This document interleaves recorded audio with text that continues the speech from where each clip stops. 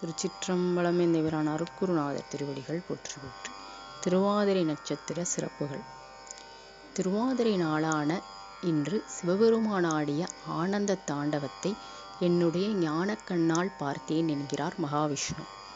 அதை கண்டு மெய்சிலித்ததால் தான் அவ்வாறு கூறினேன் என்றார் மகாவிஷ்ணு.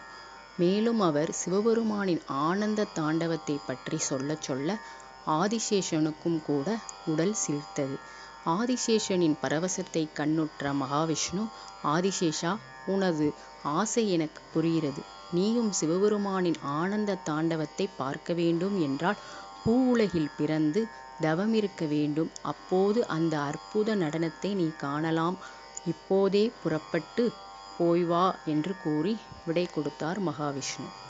ஆதிசேஷனும் பூலோகத்தில் பதஞ்சலி முனிவராக அவதரித்தார்.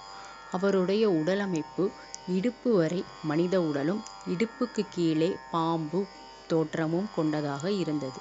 பதஞ்சலி முனிவர் பல காலம் தவம் இருந்து வந்ததன் காரணமாக ஒரு நாள் திருவாதிரை தினத்தன்று சிதம்பரத்தில் தம் திருநடன காட்சியை சிவபெருமான் பதஞ்சலி முனிவருக்கு காட்டி அருளினார். அன்றைய தினமே ஆருத்ரா தரிசனம் ஆகும். திருவாதிரை நன்னாளில் நடராசருக்கு நிவேதனமாக களி செய்து படைப்பார்கள். களி என்பது ஆனந்தம் என்று பொருள் தரும். அஞ்ஞானம் அகன்று மெய்ஞானம் தோன்றிய நிலையில் ஆன்மா ஆனந்த நிலையில் இருக்கும். சத் சித் ஆனந்தம் கிட்டும் என்ற தத்துவத்தை அடிப்படையாக கொண்டு அமைந்ததே திருவாதிரை களி நிவேதனம் ஆகும்.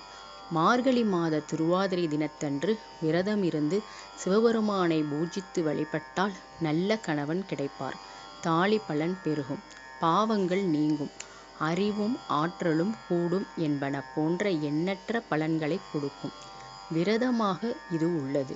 விபூலன், வியாக்கிரபாதர் போன்றவர்கள் இந்த விரதத்தை அனுஷ்டித்து பலன் பெற்றுள்ளனர். மாணிக்கவாசகர் அருளிய திருவெம்பாவை பாடல்களை பாடி சிவனை வழிபடுவர்.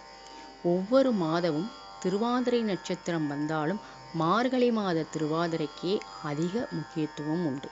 திருச்சிற்றம்பலம்.